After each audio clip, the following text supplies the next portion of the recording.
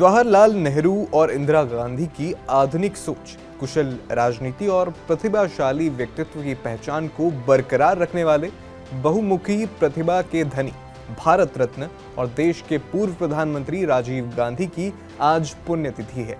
राजीव गांधी एक ऐसी शख्सियत जिन्हें 21वीं सदी के भारत का निर्माता भी कहा जाता है।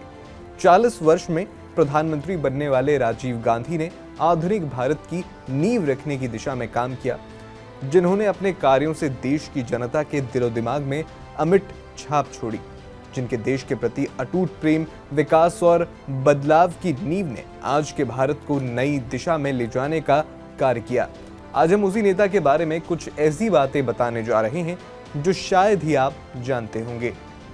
राजीव गांधी का जन्म मुंबई में 20 अगस्त 1944 को इंदिरा और फिरोज गांधी के घर पर हुआ था। 1966 में उन्होंने इंपीरियल कॉलेज लंदन से मैकेनिकल इंजीनियरिंग का कोर्स किया और फिर वो भारत वापस लौट आए। 1980 में राजीव के छोटे भाई संजय गांधी की एक हवाई जहाज दुर्घटना में अप्रत्याशित रूप से मृत्यु हो गई, जिसके बाद इंदिरा गांधी ने अखिल भारतीय कांग्रेस कमेटी की एक बैठक में अमेठी से राजीव गांधी को उम्मीदवार के रूप में प्रस्तावित किया और वहीं से उनके राजनीतिक करियर की शुरुआत हुई। हालांकि राजीव गांधी को राजनीति में कोई रुचि नहीं थी। वो एविएशन में अपना करियर बनाना चाहते थे, लेकिन अपने सपने को छोड़कर उन्हें मजबूरन राजनीति में शामिल होना पड़ा। उन्होंने अपनी मां तत्कालीन प्रधानमंत्री इंदिरा गांधी की हत्या के बाद पदभार ग्रहण किया और सबसे कम उम्र के भारतीय प्रधानमंत्री बने। 1984 में राजीव गांधी ने भारतीय दूरसंचार नेटवर्क की स्थापना के लिए centre for development of telematics की स्थापना की, जिसका उद्देश्य भारत के दूरसंचार नेटवर्क के लिए स्वदेशी तकनीक विकसित करना था। इसके अलावा 1989 में राजीव गांधी ने संविधान के 61वें संशोधन के जरिए वोट देने की उम्र सीमा 21 से घटाकर 18 वर्ष कर दी थी, जिससे करोड़ों युवा अपने सांसद से लेकर अन्य निकायों के जनप्रतिनिधियों को चुन सकें। देश के आधुनिक विकास के अलावा राजीव गांधी की अन्य राजनीतिक पार्टियों के साथ रहे संबंध के बारे में भी चर्चाएं होती रहती हैं, जिसमें उनके भारत के 10वें पूर्व प्रधानमंत्री अटल बिहारी वाजपेयी के साथ एक खास तरह की बॉन्डिंग बहुचर्चित थी। दोनों अलग अलग तरह की राजनीतिक विचारधारा रखने वाले दलों का प्रतिनिधित्व करते थे, लेकिन वैचारिक मतभेद कभी मनभेद में नहीं बदले। वहीं जब 1991 में राजीव गांधी की हत्या हुई तो उस वक्त अटल ने एक इंटरव्यू दिया और एक ऐसा बयान दिया जिसने सबको चौंका दिया था।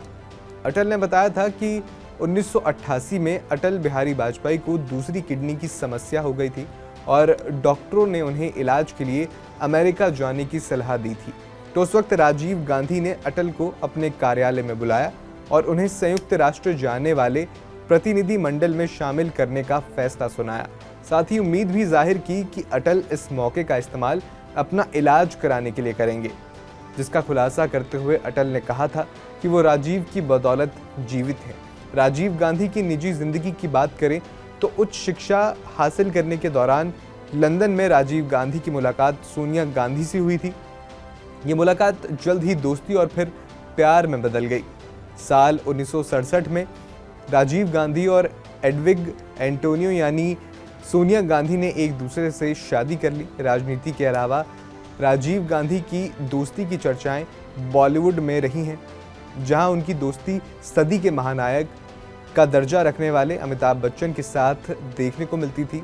80 के दशक के सुपरस्टार अमिताभ और राजीव गांधी बचपन के दोस्त थे, जिन्हें भारतीय राजनीति में जय वीरू के नाम से नवाजा जाता था। साल 1984 में राजीव गांधी ने औपचारिक तौर पर अमिताभ बच्चन को इलाहाबाद से लोकसभा चुनाव लड़ने का ऐलान कर दिया। बहुत ही ढके छिपे ढंग से अमिताभ का बिल्कुल आखिरी मिनट पर नामांकन कराया गया, जिससे कभी कांग्रेसी और लोकदल के टिकट पर चुनौती दे रहे दिग्गज हेमवती नंद बहुगुणा को बचाव का कोई मौका ना मिल सके। और हुआ भी कुछ ऐसा ही। चुनाव में अमिताभ का स्टारडम जीत गया और उन्होंने अपने नाम एक ऐतिहासिक जीत दर्ज की। कहा जाता है कि अमिताभ ने राजनीति में कदम बच्चन और गांधी परिवार के बीच की नज़दीकी की वजह से रखा था, लेकिन दोस्त के कहने पर राजनीति में कदम रखने वाले अमिताभ ने जल्द राजनीति से अपना रुख मोड़ लिया और कभी दोबारा मुड़कर नहीं देखा। वहीं राजीव गांधी लगातार राजनीति में लगे रहे। राजीव गांधी वो नेता थे जिन्होंने भारत में दूरसंचार क्रांति लाई। आज जिस डिजिटल इंडिया की चर्चा है उसकी संकल्पना राजीव गांधी अपने ज़माने में कर चुके। उन्हें डिजिटल इंडिया का आर्किटेक्ट, सूचना तकनीक और दूरसंचार क्रांति का जनक भी कहा जाता है। इस वीडियो पर आपका क्या कहना है हमें कमेंट बॉक्स में ज़रूर बताएं।